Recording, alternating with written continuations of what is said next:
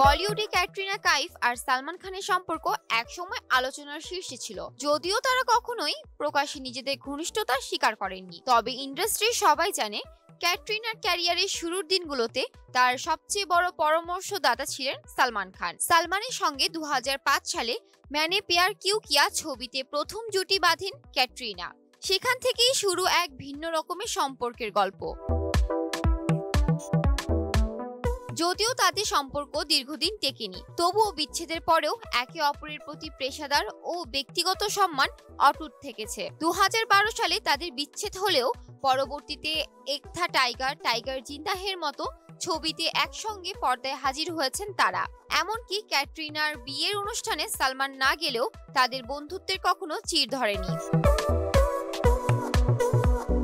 সালমান বরাবরই রসিকতা করতে ভালোবাসেন। একবার এক অনুষ্ঠানে ক্যাটরিনার বিকল্প পেশা নিয়ে প্রশ্ন করা হলে মজার ছলে বলেন, ওর বিয়ে করা উচিত, ঘরে বসে বাচ্চা মানুষ করা উচিত। ক্যাটরিনাও তার হাস্যরসের জবাবে বলেন, বাচ্চা মানুষ করাটাও কিন্তু বেশ কঠিন কাজ।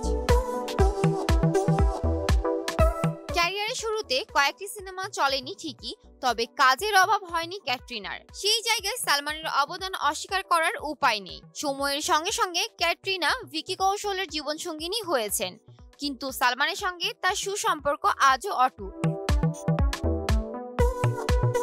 এমন সম্পর্কগুলোই প্রমাণ করে ভালোবাসা যদি নাও থাকে, শ্রদ্ধা আর বন্ধুত্ব থাকতেই পারে, যা সময়ের পরীক্ষায় টিকে যায় বহুদূর পর্যন্ত।